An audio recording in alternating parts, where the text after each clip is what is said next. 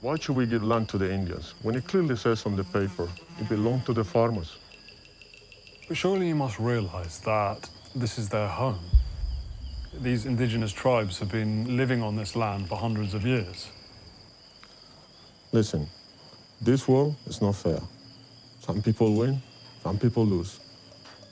The whole world think they can tell Brazil what to do with her land. Sorry, no. We do what we please.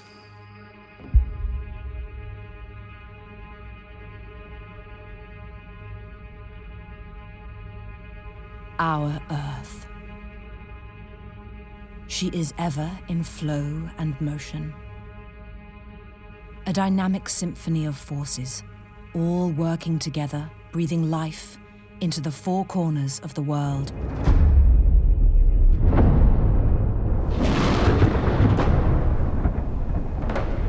And for millennia, cultures the world over have called her their mother.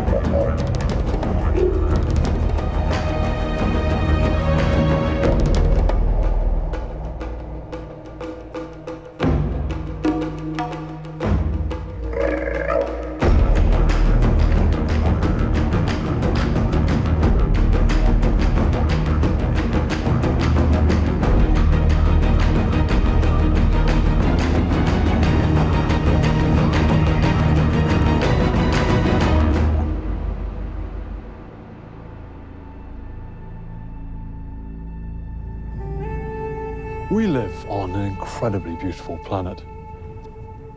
A home that we will hopefully pass on to generations to come. But as the years go by, it's becoming increasingly hard to imagine what kind of a world we're leaving behind us. We've spent the last 4 years traveling around the world, filming the stark reality that people now face from the threat of ecological collapse.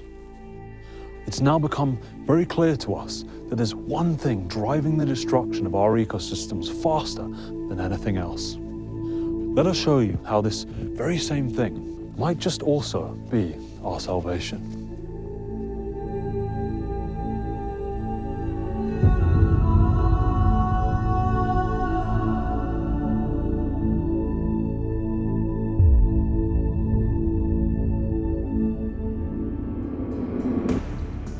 Climate and environmental scientists warn that we are fast approaching the point of no return if we don't make a substantial course reversal. We see really serious catastrophic effects in the next few years, certainly in the next decade or two. The world will be completely different from the way it is now. Since 1900, we have seen a dramatic increase in worldwide weather-related disasters. There have now been 4 times more weather-related disasters in the last 50 years than in the previous 100. We began to work together to move this issue onto the global center stage. There was a lot of discussion about the contribution from buildings and from industrial factories, but I became aware during that same period of time that there was another factor that was going undiscussed, and that is the role of animal agriculture, which I could see was playing some significant role around the planet. But this was the elephant in the room no one wanted to talk about. Whatever environmental issue you want to look at, from species loss to water pollution to water use to climate change, animal agriculture is one of the top causes. The critical, widespread negative impact of animal agriculture on our planet is undeniable. Severe global crises, from climate change and environmental damage to species extinction, hunger, poverty, disease, and antibiotic resistance, all of these have direct connections to animal agriculture and the massive inefficiency of our current food production systems. A report published by WikiLeaks as far back as 2009 exposed the conversations between Nestlé executives and US officials called the Tour de Horizon. The Nestlé executives said that their own research had shown that the world was set to run out of fresh water within the next 30 years. It stated that one of the greatest reasons for our detour down this catastrophic path is the global demand for meat products. If you look at the impact that food choice has on global warming, it's very significant. Eating meat is huge for global climate, and that's something where personal choice is the determining factor. So there's the only case I can think of where individual human choice would have a big effect would be food. We're now over the line. And the idea that we're gonna double meat production between now and 2050, this is just unsustainable. This is gonna have to give. Our diet is taking us to an abyss. A significant reason why livestock production has been having such a huge impact on greenhouse gas emissions is because of the large surfaces of forests that have been destroyed in order to make room for pastures and for the growth of soybean and maize for feedstock production. Our forests were once full of the most incredible life. In more recent years, we began to grow an insatiable appetite for meat and dairy, and as our demand for more meat grew, we needed more and more land. So we slashed and burned our way through the pristine forests, destroying everything in our paths to make way for the animals we desired to eat. As these animals weren't allowed to roam free as they naturally do in the wild, their grazing areas soon became empty. And so, of course, we needed to feed them. So again, we slashed and burned our way through more and more forests, sowed the ground with genetically enhanced corn and soya, and then doused it in pesticides, herbicides, and synthetic chemical fertilizer. Animal agriculture has literally changed the face of our planet. The greenland is used for human crops, a great area that spans the globe. And yet the land we use for animal agriculture, shown in red, now occupies vast amounts of our Earth's land, a far greater area than that used for human crops. Almost all the Earth's surface now bears the mark of some kind of human impact, and most of that is livestock production. Agriculture has transformed the planet like nothing else. To produce milk, we farm an area about the size of Brazil. To produce beef, we farm an area about the size of Canada, the United States, the whole of Central America, Venezuela, Colombia, and Ecuador combined. To produce eggs, we farm an area the size of Sweden. To produce aquaculture feed, an area about the size of the UK. A plant-based diet would reduce the amount of land required to produce our food by 3.1 billion hectares. That's an area the size of the entire African continent. The Amazon is the world's largest tropical rainforest. This ancient and richly biodiverse world is slowly being replaced. It is often assumed that much of the soy being planted in Brazil is for human consumption. In fact, less than 6% of the soy grown across the globe is fed to humans. The vast majority is grown to create animal feed for livestock. The soy is exported all around the world and fed to the billions of chickens, farmed fish, pigs and cows that we eat each day. The forests are not only home to millions of species of wildlife and plants, but are also great regulators of our planet's atmosphere. Day by day, they slowly breathe in the carbon dioxide, whilst producing billions of tons of fresh oxygen for our air. Each year, an estimated 18 million acres of forest are lost, which is roughly the size of the country of Panama. It is thought that about half of the Earth's mature tropical forests have now been destroyed. And some scientists have predicted that unless significant measures are taken, On a worldwide basis, by 2030, only 10% of the forests will remain.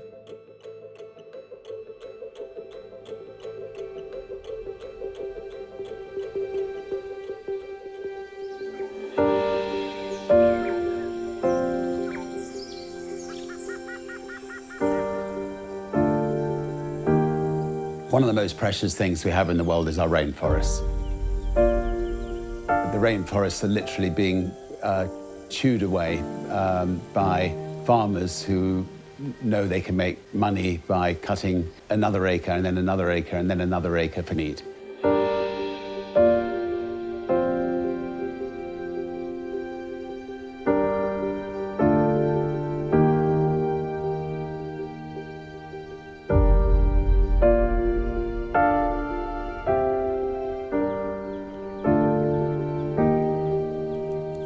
Aí nosso avô, naquele tempo, cacique, então já falou, olha, você vai sofrer muito, porque o branco, o ruralismo.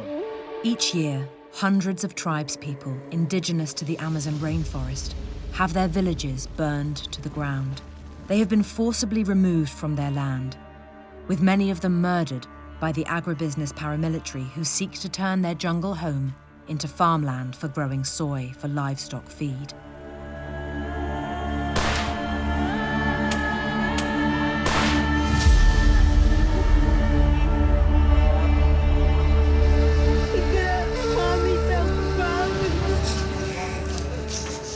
One of the worst affected tribes is the Guarani Kiowa in Mato Grosso do Sul. Para nós indígenas, antigamente as florestas que é a nossa casa. Quem começou a destruir a nossa aldeia é através da agropecuária.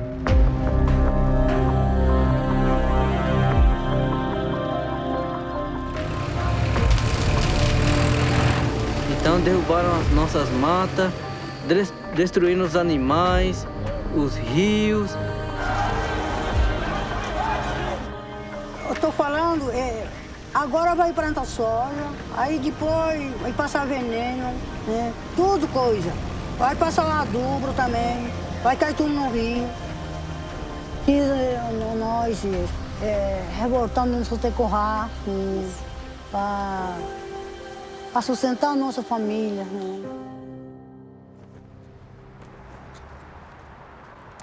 So there was actually a report that came out in 2018, and they found that the world's top 5 livestock corporations now release more annual greenhouse gas emissions than ExxonMobil, Shell, and BP. It is crazy when you think about it, because the EU is spending £24 billion of taxpayers' money on livestock farming each year. And this is at a time when we are facing an ecological collapse and we drastically need to reduce greenhouse gas emissions. So it's no surprise that people are asking a lot of questions now about the fact that there seem to be some serious conflicts of interest going on here. There's some very heavy lobbying going on of government, and I think that happens throughout the world. And it's just a historic thing that needs to be, I think, rebalanced.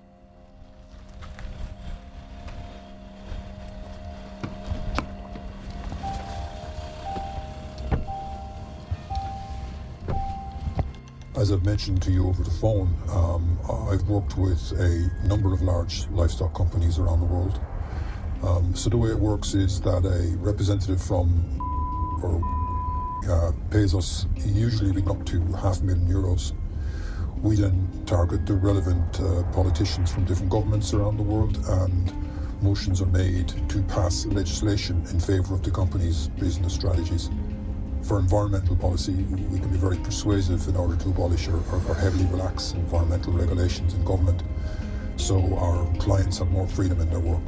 The other day we managed to kill proposed legislation that would have had a huge impact on the industry based on a report from the UN FAO. You know, the industry is just concerned with growth, but the environmental data that's coming out now, it's really making that difficult for them.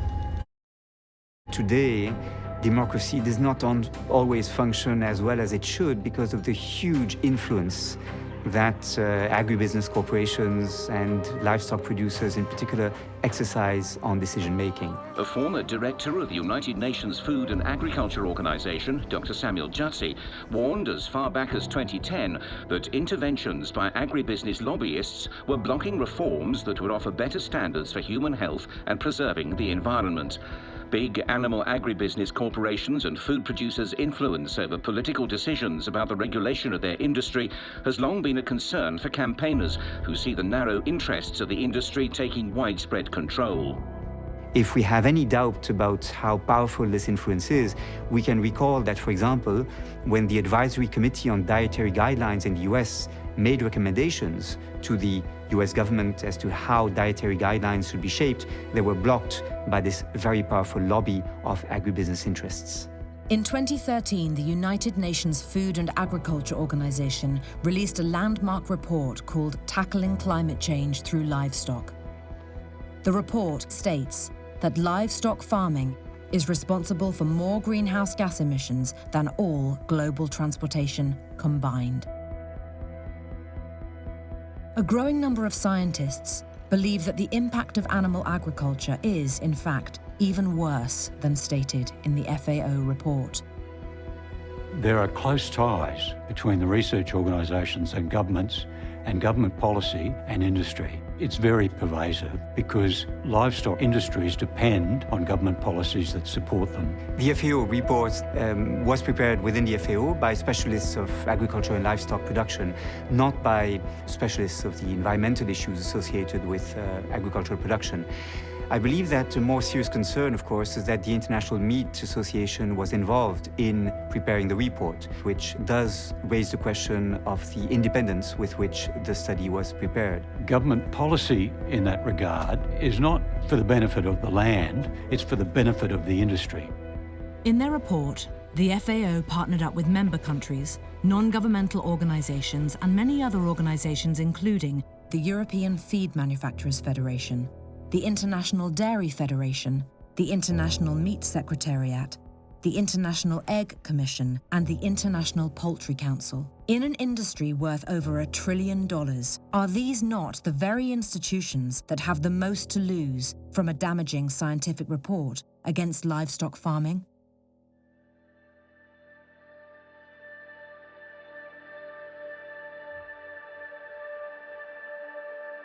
There are few people that know more about the ocean than Dr. Sylvia Earle.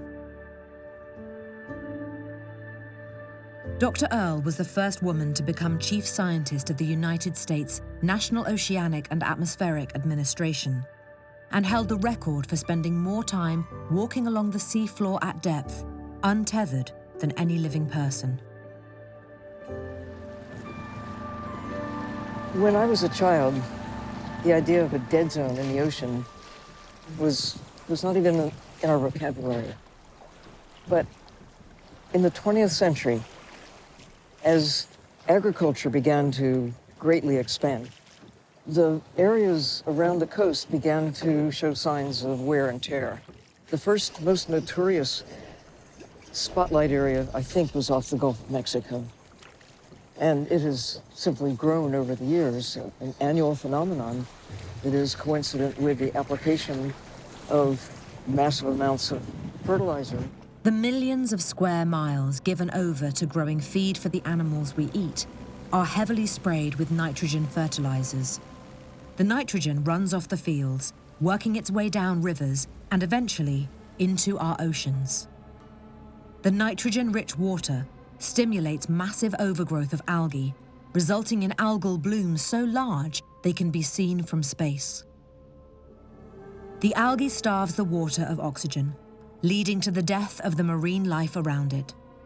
Since the demand for meat has grown, these low-oxygen dead zones have been steadily growing and growing.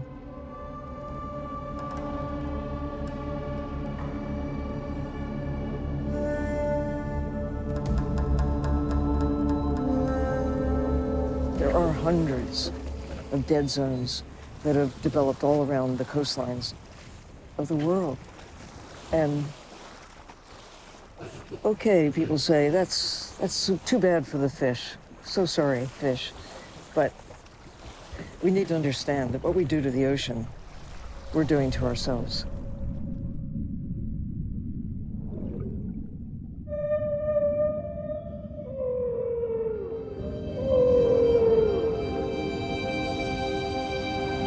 I want others to see and to see for themselves. This is all we've got, this little blue miracle.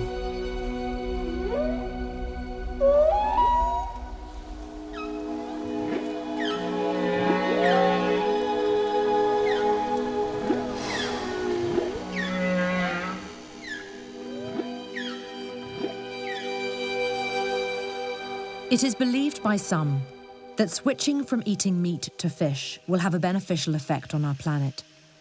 This simply could not be further from the truth. If the ocean dies, then we humans would probably die with it, as every other breath of air we take has been created by our ocean. As reported in the leading science journal, Nature, we have lost nearly 90% of all large fish in the ocean since the 50s.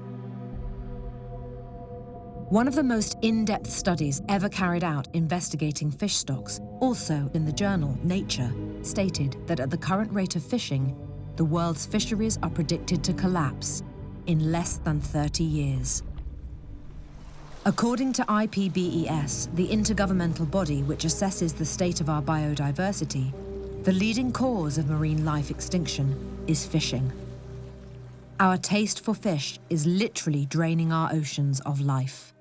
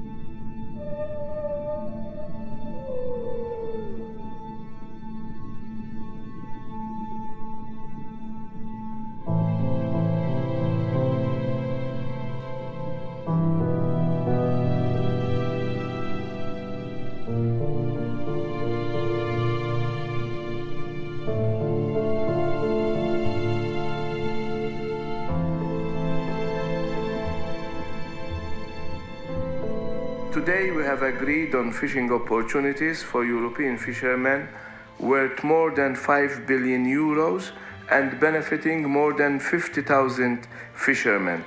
The catches agreed today will continue to make the European fishing industry highly profitable also in 2019.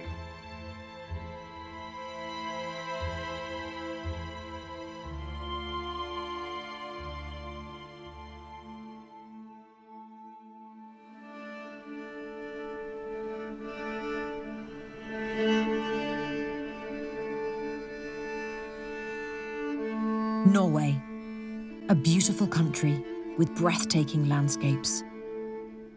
It is also a place that harbours some darker secrets. Norway is one of the world's largest exporters of farmed fish, an industry that is worth billions of euros to the country's economy. As much of the wild ocean large fish populations collapsed to near extinction, fishermen are turning to aquaculture as a way of growing fish in a controlled environment. Norway produces more farmed salmon and cod than any other country in the world. About 70% of the fish we eat today now comes from artificial fish farms. As thousands of fish are kept close together in very small sea cages, disease and lice spread easily and have become a massive problem for the industry. As a result, pesticides, disinfectants, and antibiotics are used extensively to keep the fish alive long enough to go to market. In order to rid the fish of lice, special pumping boats are used, which suck the fish up in a giant water vacuum. The fish are then pumped through the system and as they flow through, they are either heated to a high temperature or bathed in a chemical solution which removes most of the lice before being pumped back into the cage. The fish are bathed in chemicals such as hydrogen peroxide and azomethylphos to kill the parasites and diseases, and given feed with chemicals such as teflubenzuron, emamectin, and diflubenzuron, which, by their very nature, are toxic. Researchers have found that traces of chemicals can end up in the fish, and ultimately on our plates. This is much the same for farmed fish all around the world. Taryn Bishop, an environmental activist, is meeting with the Green Warriors, a conservation organisation based in Bergen on the west coast of Norway. The Green Warriors have been investigating the devastating practices of fish farming on the local ecosystem for many years, and are taking Taryn to see the darker side of the farms that lies beneath the surface. A specially built submersible has enabled them to see the seabed below the cages.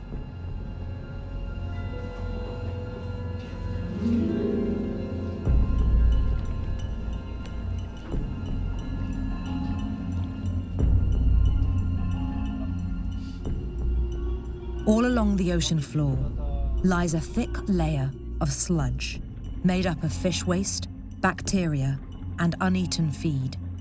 The sludge is full of the pesticides added to the feed, and new research has shown that the massive amounts of pesticide being added around the world to the marine ecosystem in fish farms is having a devastating effect on the natural ocean biodiversity.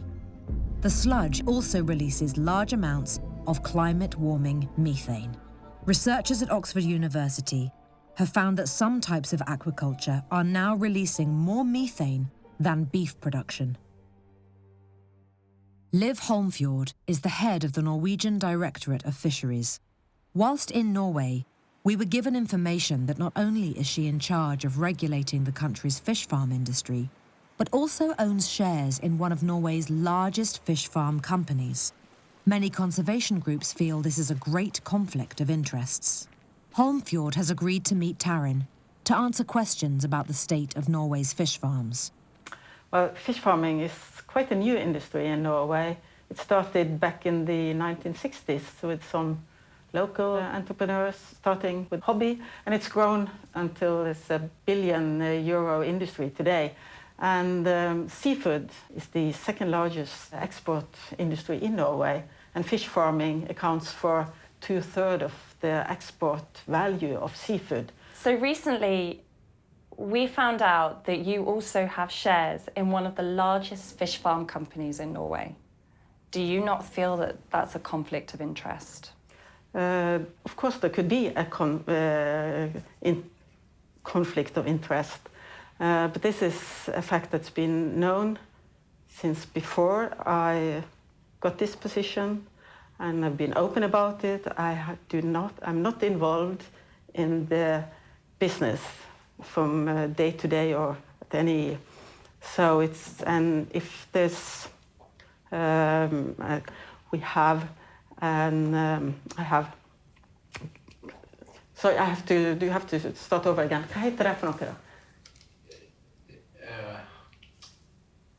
So all the decisions that I made will either be for the whole industry, not especially for this fish farm, or it's only an advice to the politicians, and the politicians are setting the limits and the actual regulations. So if there's an actual case handling regarding this company, then I will step aside.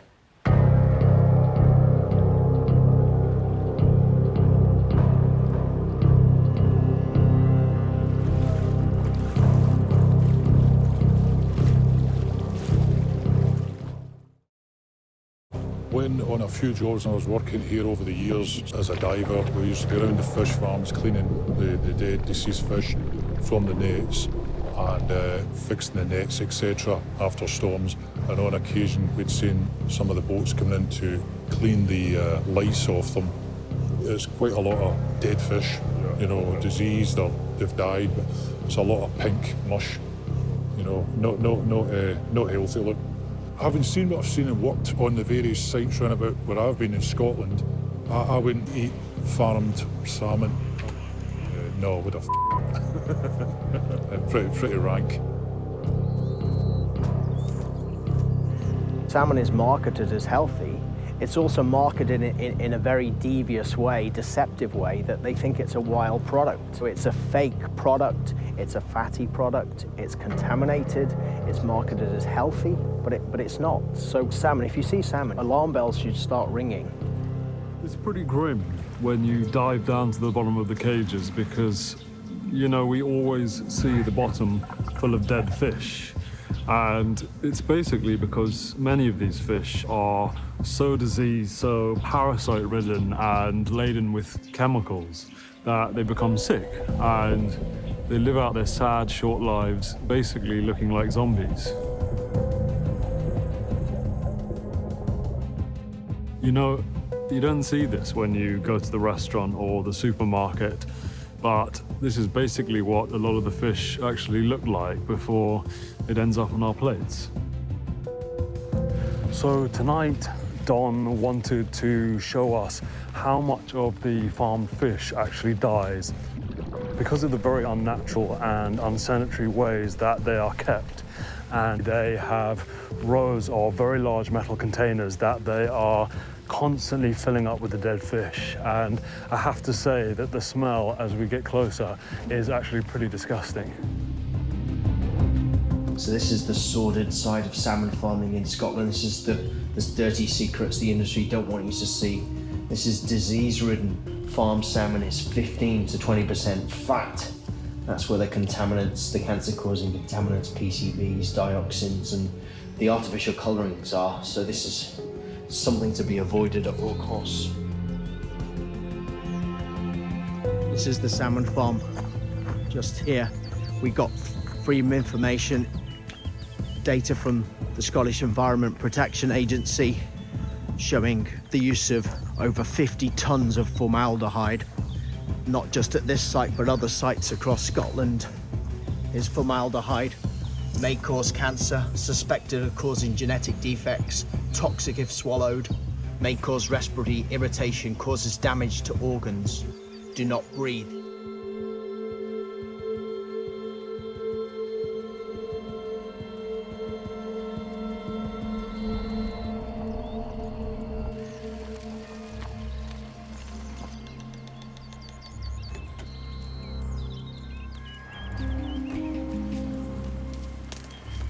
One of the fish farm workers told us that the workers come down to the farm early in the morning, spraying the chemicals into the fish cages.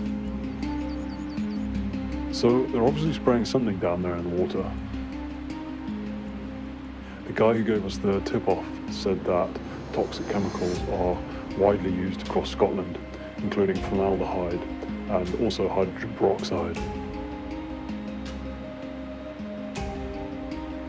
And these are supposed to treat the diseases and lice problems which are both rampant across the fish farms. You know, these are not chemicals that you want in your body. Whatever he's spraying must be pretty powerful if he needs to wear a full protective chemical suit and a face mask.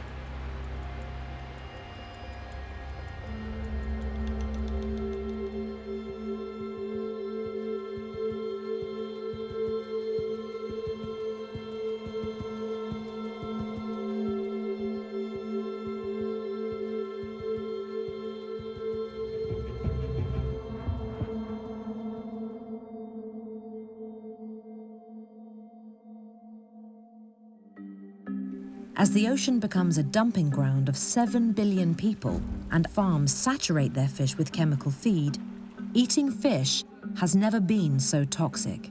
You know, our oceans have become humanity's sewers. Everything eventually flows into the sea. So if you had a, time machine that could go back before the Industrial Revolution, it's a different story. But now, the highest levels of many of these persistent organic pollutants, we're talking about, DDT and PCBs and dioxins, the highest levels in our food supply are found in the aquatic food chain. fish are not the safest choice anymore. So Tony, it's great to see you. Great to see you as well. Thanks for coming. Not at all. Thank you. A pleasure being here. So I wanted to ask you if you could share with us what exactly it was you began to feel when you realized something was going wrong. I was exhausted more than usual.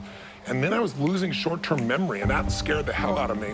And then I tore my rotator cuffs in a really intense snowboarding accident. And the doctor said, "Do you want to do your metals test?" And I said, I got my amalgams out 25 years ago. He goes, "There's so many metals in the environment, you should do it." So I did. I get a phone call a week later, and I said to my assistant, "Just have him send the report." And he said, "No, it's an emergency. He has to speak to you." I was like, "No one wants to hear that." And so I called him up, and he said, "Tony, I showed your blood tests. You have extreme mercury poisoning. On a 0 to 5 scale, which is what we measure, 5 being toxic, you're 123. The doctor said, how long has this man been in the hospital? And I just got off stage. So I said, I can't understand this. So I went out, and they thought, maybe someone was trying to poison me because the number was so high. And I was very disciplined. I was a vegan for 12 years, and then I just went salad fish. And they brought the medical group out here, and they looked at it, and I found this man named Dr. Shade, who's the only guy who has an ideation process where you can see where the mercury came from, and it was fish. It's been 3 years, and I had some severe moments. It burned a hole in my esophagus, and I literally collapsed. I lost a third of my blood supply. I could have died. I lost half my hemoglobin. People begin to lose their hair, their memory. They lose their memories, as you were doing, as you noticed. But they can also have headaches. They can complain of fatigue. They can also have depression. What we're seeing now is with the toxic environmental exposure, and especially with the methyl mercury in fish, is that everyone has got to be careful because the levels are going up. Udo, tell me, because your specialty is in this, how do you get the fish oils that we all need for the brain and for the body if we can't have fish? What do you suggest? Well, we used to get them from fish oils. Yes. But we can actually get them from vegetables. Flax is the richest source of omega-3 that everybody thinks should come from fish oil. If you get enough of that as starting material, your body will make what the fish oils make, and it'll be clean. Many people take fish oils or have fish for the long-chain omega-3 fatty acids. And you have to ask yourself the question, well, where do the fish get them from? And it turns out they get them from the algae in the ocean. They get them from plant food.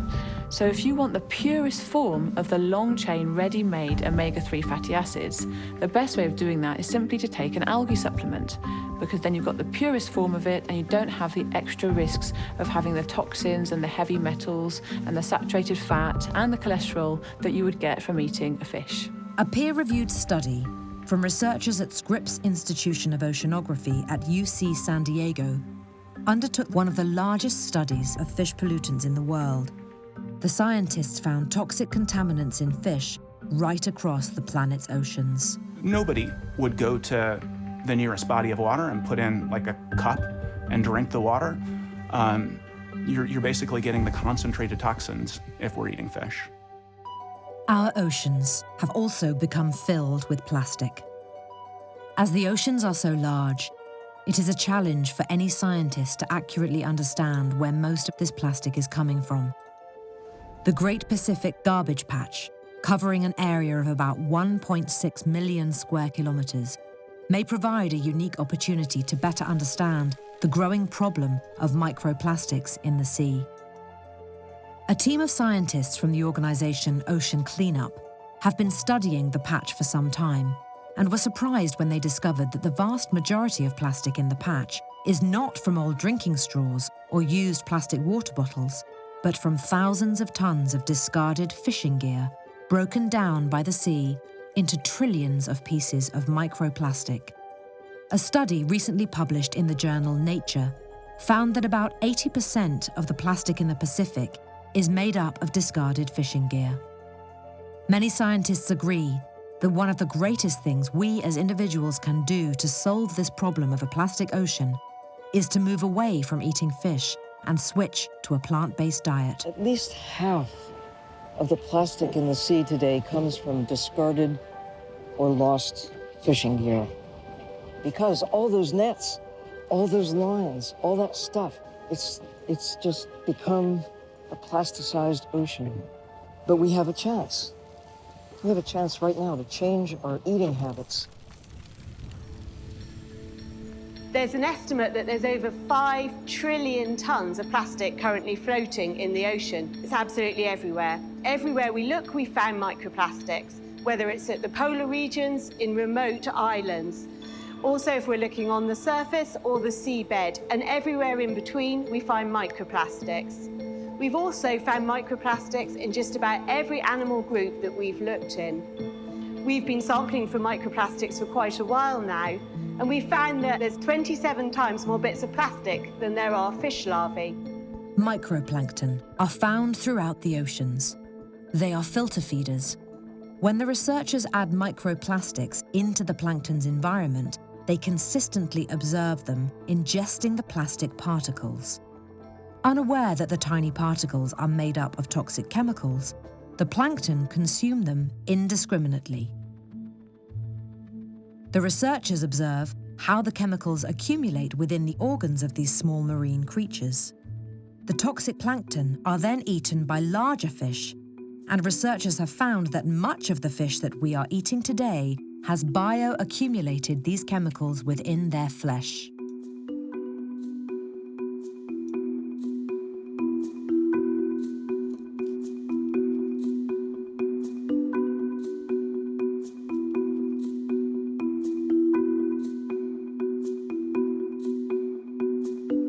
A study by the University of Plymouth found that over a third of all the fish tested contained microplastics. As we eat these contaminated fish, we ingest the same toxic chemicals into our bodies, and recent research suggests similar toxic accumulation in humans.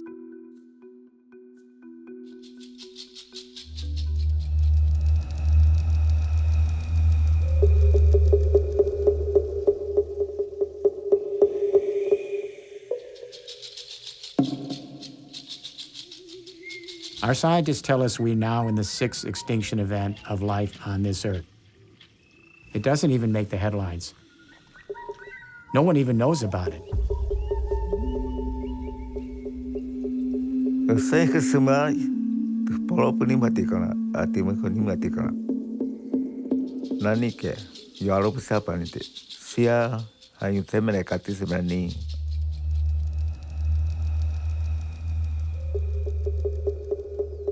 Tony na waku keban.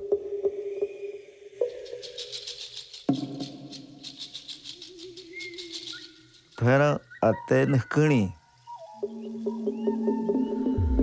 Saya tidak ni saya metani. Saya nyanu ada nyanu ni. Saya potong nyanu. Thera ati meko. Ayu romera. Thera na pekas na henikan haka. Ate di tali haba.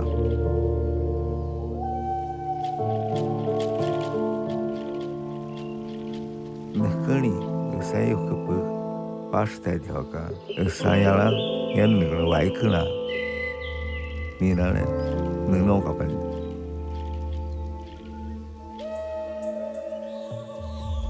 Tahu apa ni ti? Thera ati meko. Nyalo balik apa? Naik ke penikir. Terus ni kalau ni nyasa dia ni.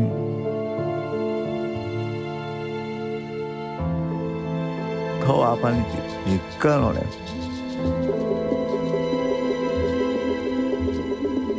Na, waikna. Bukti peti apa ni?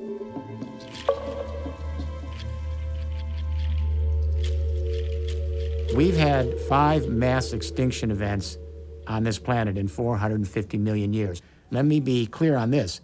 The last time we had an extinction event of this magnitude was 65 million years ago. It's incredibly sad to realize just how many species, both in the oceans and on land, that we're losing at the moment.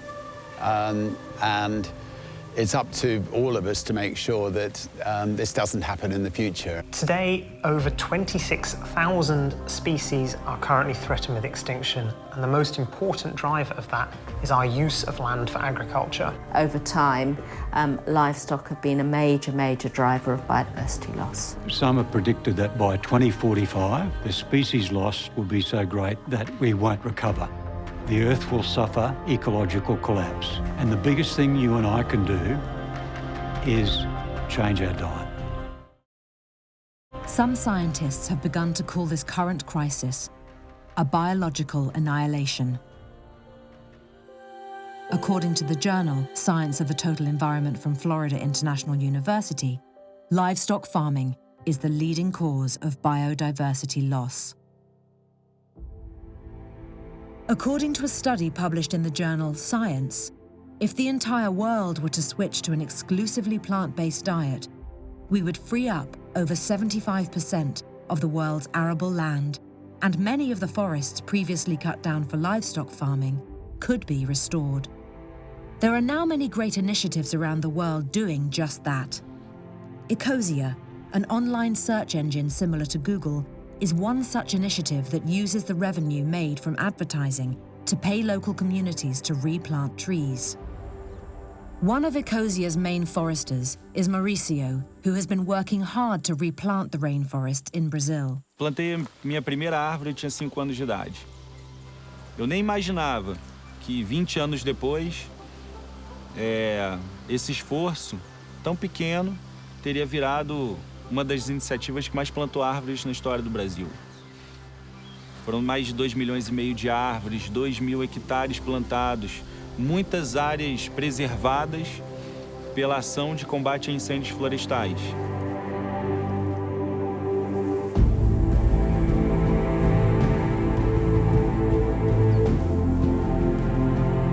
Trees breathe life into our world. When we plant a tree, we sow the very seeds of our future on this planet.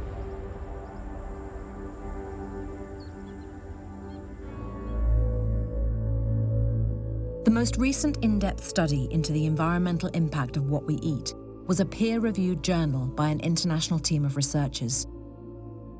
This landmark study, headed by Dr. Marco Springman of Oxford University in England, found that in order to have any chance of keeping temperatures below the dangerous 2 degrees Celsius threshold set out in the Paris Climate Agreement, in high-income countries, we need to drastically reduce our consumption of meat by around 80%. Policymakers have been very, very reluctant to address the livestock issue. It's entirely out of keeping with the urgency of the crisis that we're facing. Hi, Otto Brockway for Brockstar Films. This is a question for Commissioner Hogan. The scientists at Oxford University have been very clear that livestock farming has a far greater impact than plant-based farming.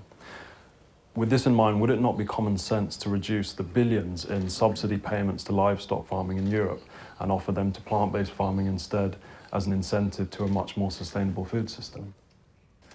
We have made our proposals based on protecting the farmers because they are, unlike you and I, they're out in all sorts of weathers and in all sorts of market risks. And you and I may not know anything about that because this is their lives. They're producing high quality food for us all so that we can have this particular good quality products available to us at all times. Sometimes under local conditions like organic, more times it's conventional farming. So we provide financial support at the moment for that. And it's a public good that's not always recognised. But the movement of our policy is in the direction of our farmers being centrally involved in providing more public goods. And if you want to do anything in life, you have to pay people. Sometimes I understand that there's a moral obligation and there's people of principle, but most of the time, 99% of the time, they have to get paid. So as professionals that we're expecting to provide good quality food and do more on public goods, we pay our farmers. This is a decision that we make at political level. Livestock emit methane and nitrous oxide. Now, most people, when they think of climate change, they think of CO2, carbon dioxide, which is a very potent global warming gas. But methane is 25 times more potent per molecule when it's released than CO2. And nitrous oxide is 298 times more potent per molecule than CO2. These are very powerful global warming gases. So today we have a very special camera called a hyperspectral imaging camera, and it basically enables us to be able to see gases that would be otherwise invisible to the naked eye. And today we're looking at methane gas. Methane is a gas that is being produced by cows when they belch. Methane, together with the other gases it produces in the atmosphere, has caused 1/3 of global warming since 1750. Livestock are the largest source of methane that we can control. Steep cuts in methane emissions can slow global warming by 15 to 25 years, making it the most effective means we have to slow warming in the critical years ahead. Whoa, look at that. Wow. To demonstrate the different heating potentials of climate gases, we can look to an experiment known as the infrared absorption experiment. Here, we see 4 Earth-shaped ice statues, each one in its own airtight chamber. The chambers represent the atmosphere surrounding the planet. Each has an infrared heater placed above it, set at identical temperatures, and each one is then filled with a different gas.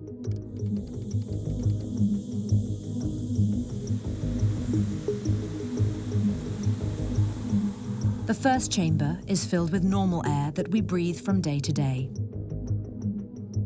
The second chamber is filled with carbon dioxide, a well-known climate-warming gas. The third chamber is filled with methane, a gas associated with animal agriculture. And the fourth chamber is filled with nitrous oxide, also a gas associated with animal agriculture. Over time, we begin to see the ice statue in the carbon dioxide chamber slightly melting compared with the normal air. But in the same short time, the statues in the methane and nitrous oxide chambers begin to melt rapidly as the temperature inside rises considerably higher than both the normal air and also the carbon dioxide. 16 hours later, the results are stark. We can clearly see that the methane and nitrous oxide, the 2 main gas byproducts of animal agriculture, are potent climate-warming gases.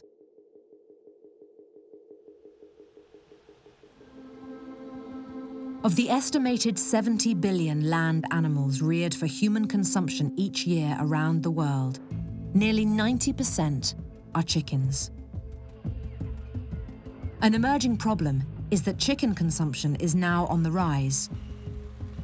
Whilst chicken has a lower environmental impact than red meat, over 90% of chicken globally is now intensively farmed, and this is having devastating effects on our planet. If we compare the equivalent protein calories for meat and plant-based proteins, such as chickpeas, chicken does less harm to the environment than commonly consumed red meats, and yet still causes 40 times more climate-related warming per calorie of protein than chickpeas, and uses 50 times the amount of water. We know that if we would shift from ruminant meats to other meats, then we probably would reduce our footprint just from that particular product by about a factor of 10, which is quite a bit. But if you compare that with how much you would reduce your footprint if you went to plant-based products, that is about a factor of 100. And that's the reason why shifting towards more plant-based diets has such a big impact, because we're really talking about different scales here. Organic meat has been claimed to have less environmental and climate impact. However, a study carried out by researchers at Oxford University found that, in fact, organic or conventionally produced meat has little significant difference in greenhouse emissions. So in our data, we didn't find big differences between organic and conventional across multiple indicators.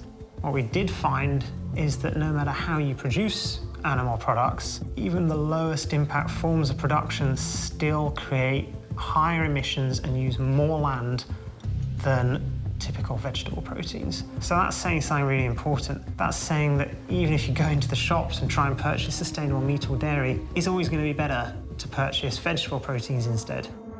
Each year, the US government gives around $20 million to subsidize fruit and vegetable farming. But meat and dairy farming get a massive $38 billion from the government. It is now estimated that the annual cost to the US taxpayer of diseases related to meat and dairy consumption are now around $314 billion.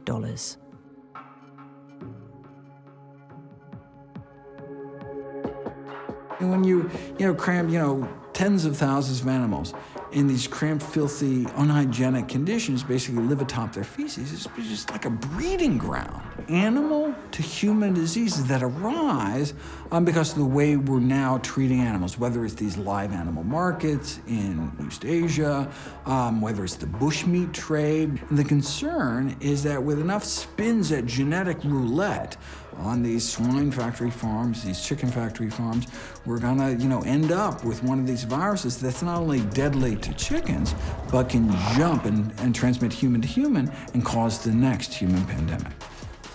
The risk of large-scale factory farmings increases the risk that or the likelihood that we might have a pandemic, particularly of influenza in the future. This pandemic has been very severe, but this is not necessarily the big one. Swine flu, which killed over 500,000 people, is believed to have originated in pig farming. AIDS and the Ebola virus are believed to have come from eating wild animals, while MERS from camels, and also camel's milk and meat. SARS is thought to have spread from live animal wet markets, as was the recent COVID-19 pandemic. Bird flu is believed to have come from chicken farms and also live animal wet markets. And the measles virus is thought to have originated from farm cows. People know now what a global pandemic feels like. They've seen the effects. They will be feeling the effects for many years to come. And that this is a chance, I think, an opportunity to point out that this particular route of infection is a very concerning one. The World Health Organization has announced that the post-antibiotic era is near, a time where a simple scrape on the arm could become fatal. Our miracle life-saving antibiotics are being rendered useless due to overuse. Not because of overuse by humans, but because we give them each day to billions of farm animals.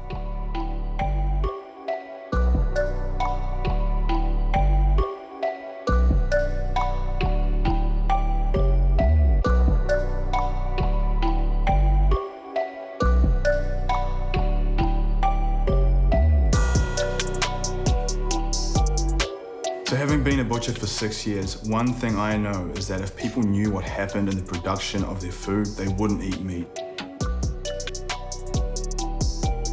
So one of the things that we would hit every day was pus nodules, tumors, cysts.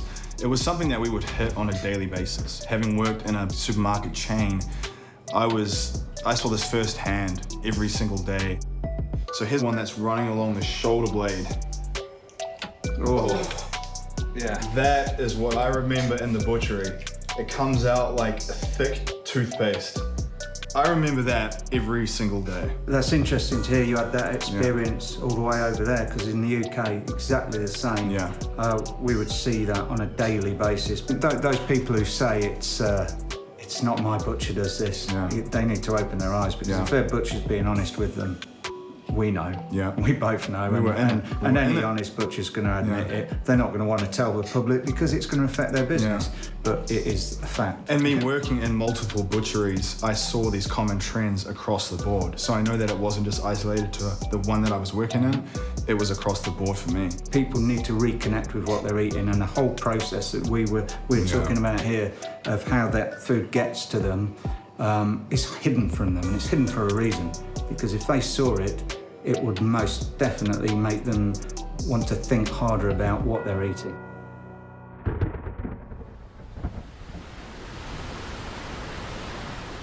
As our oceans and atmosphere begin to warm, the water cycles of the planet are beginning to change.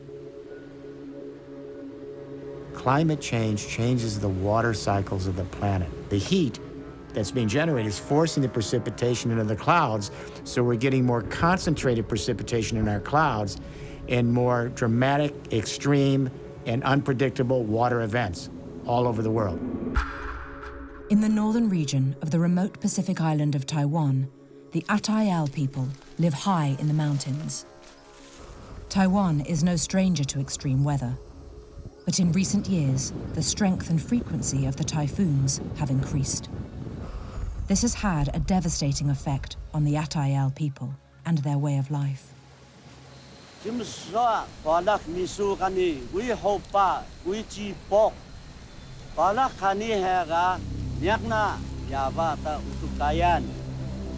Wala kaniga juhian mahlaga yuan yu maha mukung mahsyakeh.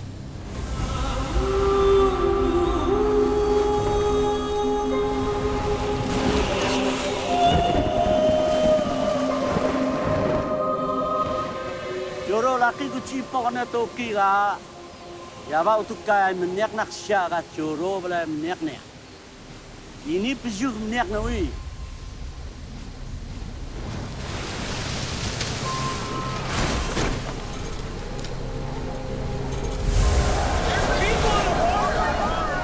Babaw naga siga lokah tananak mengedung naga ta nyan yakah na orasyo yakah lungan dalah lungun dalah nyan mahsyakah.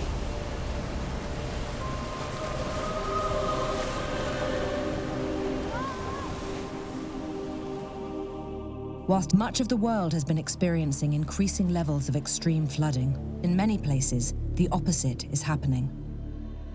Much of the world is increasingly entering into extreme drought, destroying thousands of tons of crop, as millions of farmers struggle to find enough water for their fields. I'm definitely worried about the future of our farm. I think we're seeing, many more swings in climate than we've seen in the past. But we want to use all the land that we have to grow food, but we haven't been able to just because of the shortages of water. It'll have an impact on food supply and prices and availability. And so estimates now are between 500,000 to over 1 million acres of farmland that'll come out of production in California.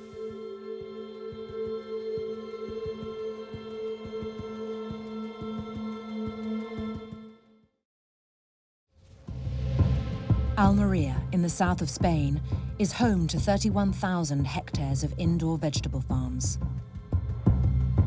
Almeria produces half of Europe's fresh fruit and vegetables, an essential component in the supply of the continent's food system.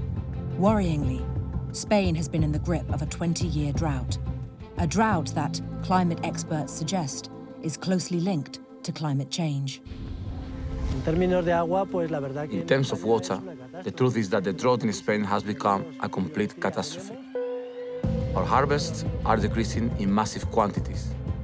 Last year, in the area we are now, there was almost no harvest. People don't realize the food system is collapsing. As a result of this shift in the global climate system, the drought across Africa has deepened. Rivers and lakes that supply hundreds of millions with fresh drinking water are beginning to run dry.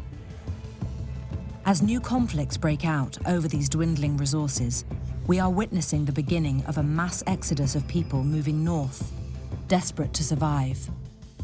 These climate refugees are willing to risk everything to get themselves and their families to what they see as the safe shores of Europe. In response to this modern-day mass migration, Spain has built a massive wall that runs along its southernmost border in Melilla.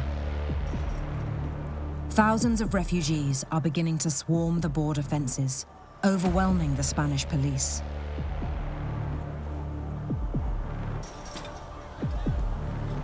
Amid predictions that this migratory pattern is set to increase, it seems increasingly clear that our world is poorly prepared to cope.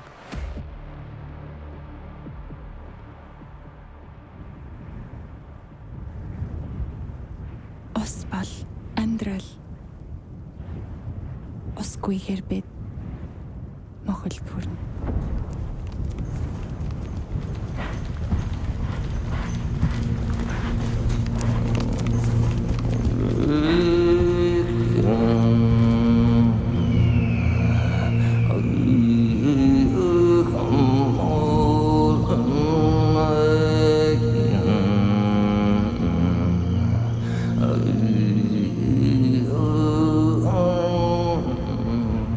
As the Gobi Desert in Mongolia begins to spread deeper and deeper into the country like a beast consuming all life in its path, many of the lakes that support both the people and the wildlife have now dried up. If the lakes continue to disappear, then the people will be forced away from their home and into distant and strange lands.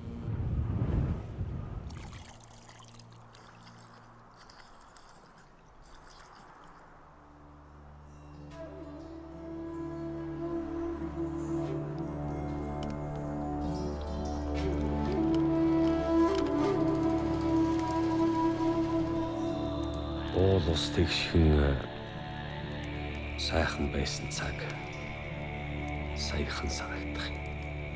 Өгшчүүл хангаа дэлхийн нэг л өөр болоод байна гэцгээж байна. Монголчууд байгаль дэлхийдээ дасан зогцож амьдэрсаар ирсэн. Гэхдээ байгаль орчин арай л дэндүү огцом хувьсаж байна уу та гэж. Энэ дэлхий дээр ам өрсөж үлдэхийн тулд их л төвчээртэй хатуужилтай байх хэрэгтэй болох нь дээ.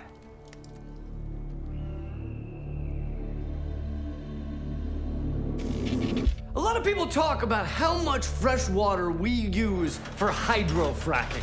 700 billion gallons globally is wasted on fracking. So 700 billion gallons. Sounds like a lot, but animal agriculture, the production of animals that we use for meat around the globe, uses 70 trillion gallons of fresh water a year. Hundreds of thousands of times as much as fracking. And we give the cows and the chickens the good stuff, right? They don't get the Flint, Michigan, lead-tainted condoms floating in it water. They get the top shelf stuff because we don't want to screw up our sausage links. And I know what some of you are thinking right now. You're thinking, oh, here's the part. I'm a vegetarian and pigs are people too, meh. But no, let's ignore how the animals are treated in our factory torture farming. Let's pretend they're treated amazing for just a minute. It's like a celebrity backstage at the Oscars. They're just being fawned over and they get swag bags with free Apple Watches. Point is, you should still be upset about this because animal agriculture is killing us. And corporate media is fantastically pathetic on this topic. They never mention meat production. They never mention that a quarter pounder takes 660 gallons of fresh water to create. That's the equivalent of showering for 2 months. So one usually underestimated impact of livestock production is the huge amounts of fresh water required for that production to be maintained and to be increased. The problem is that in many places, water is being used much faster than the natural renewal rates. Overall, in the world, 1.8 billion people are living in areas with severe water scarcity. The livestock sector is the single biggest water user in the world. 1/3 of the water use in the world is being used for producing animal products, meat and dairy. And it's not because those animals drink so much, it's really because there's a lot of water required to make the feed for the animals. If we want enough fresh water for future generations, water alone dictates that we must change our diet away from meat and dairy. All over the world, we can see evidence of a global shift towards animal-free foods that is enough to give us some hope. In 2021, a record 580,000 people signed up to the UK's Veganuary campaign, and it's estimated that there are now over 4 million people identifying as vegan across the United Kingdom. In Canada, it's estimated that 10% of the population are now either vegan or vegetarian. And in the US, over 50% of chefs have added vegan items to their menus, with a 600% increase in the vegan lifestyle in the last 3 years.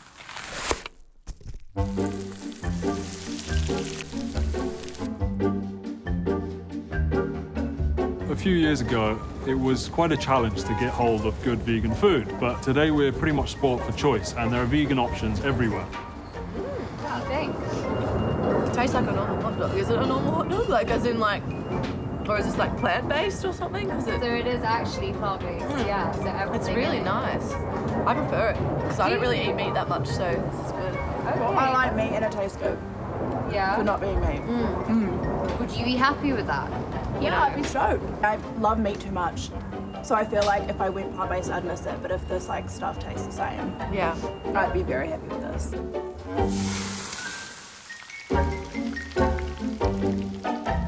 Nice messy fingers. It is, yeah.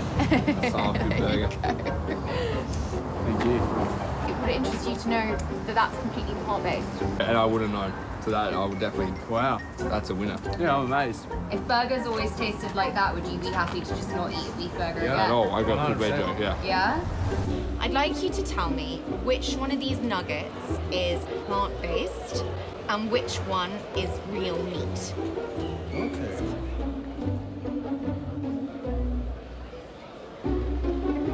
very hard to say which one is. They taste exactly the same, honestly. These are not the chicken. No. That's interesting. Which one of this is animal meat, and which one of this is plant-based? Meat or not meat? You're not sure? You're not sure? You're not, yeah, I'm not sure. Meat. You, yes, are wrong. Okay. Okay. But you think the second one was chicken? Yeah. The second one was actually plant-based. No way. Yeah, and the first one was chicken. Yeah. Okay, I didn't. I couldn't have guessed that. I definitely thought the first one. Yeah, definitely. It seems that changing what we eat to a more sustainable diet can also coincidentally be very beneficial to our health. There is a growing understanding that we can actually prevent, and in many cases even reverse, some of our most common diseases, all through a shift towards a whole food vegan diet. Humans can survive on many different kinds of diet, but many decades of research has now shown us that the best way of not just surviving, but truly thriving is on a whole food plant-based diet. A human can be healthy on a plant-based diet without any animal products. The major dietetic associations around the world, including the British Dietetic Association, have produced statements to say exactly that a diet made up of whole plant foods is healthy for humans all stages of their lives. And not only can they be healthy, but they can restore or reclaim their health adopting a plant-based diet. There are certain areas, certain populations around the world that have extraordinary health and longevity. For example, the largest number of centenarians, people that live over 100, these so-called blue zones. What's really interesting about the blue zones, they actually have more centenarians than anywhere else in the world. And a centenarian is someone that lives at least 100 years. But what's really interesting about the blue zones is when people reach these advanced ages, they are still productive. So the blue zones have taught us a lot. And the bottom line is we really want to try to emulate what the people of the blue zones are doing. The 5 regions known as the Blue Zones are Okinawa in Japan, Sardinia in Italy, Ikaria in Greece, Nicoya in Costa Rica, and Loma Linda in California. So the question is, well, what do they all have in common? They have a predominantly plant-based diet. They have a diet rich in fruits and vegetables, whole grains, beans, soy, lentils, chickpeas. They have a diet rich in all these nutrients, and that's one thing that they have in common. So the EPIC study is the European Prospective Investigation into Cancer and Nutrition.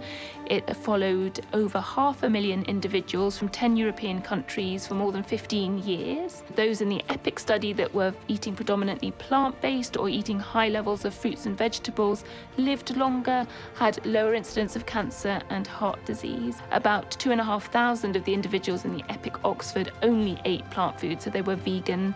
And even though they weren't the most healthy vegans or healthy plant eaters, you could show that these plant eaters were healthier. They had a lower incidence of heart disease, diabetes, and cancer.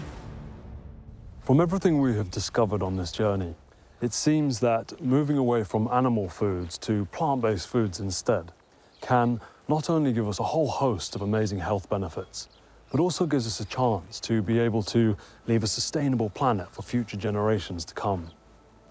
Perhaps the single most meaningful change that we can make as individuals is ultimately deciding what ends up each day on our plates. We are running out of time. The world community must acknowledge that animal agriculture is the most destructive industry on our planet.